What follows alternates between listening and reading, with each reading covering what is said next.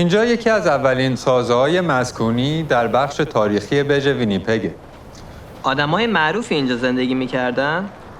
نه.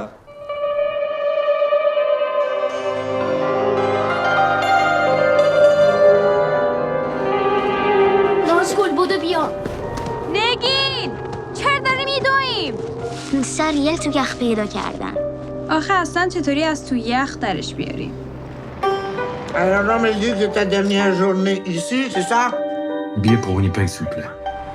On va discuter de ta nouvelle vie.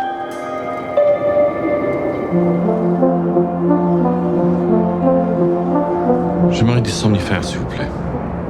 La vie vaut la peine d'être vécue, monsieur.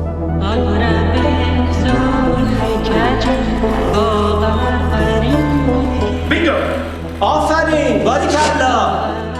معلمم کاملا دیوانه است. بزرگ شدی؟ دوست داری چی کاره بشی؟ دیپلمات. برو تو کمد وایسا.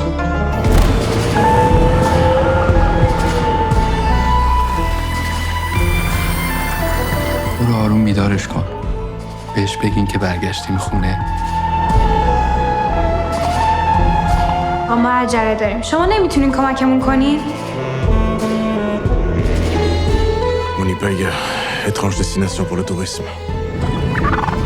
T'as-tu des chaises? J'en ai. T'as-tu des étagères? J'en ai. T'as-tu des divans? J'en ai. من مسعودم. خیلی خوشوقتم. من به اون آقاها اعتماد ندارم. بچه ها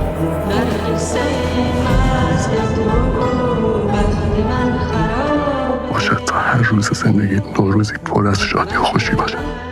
همون جوری که رودخونه اسین و بوین میپیونده به رود قرمز، ما هم همه به هم وصلیم آقا.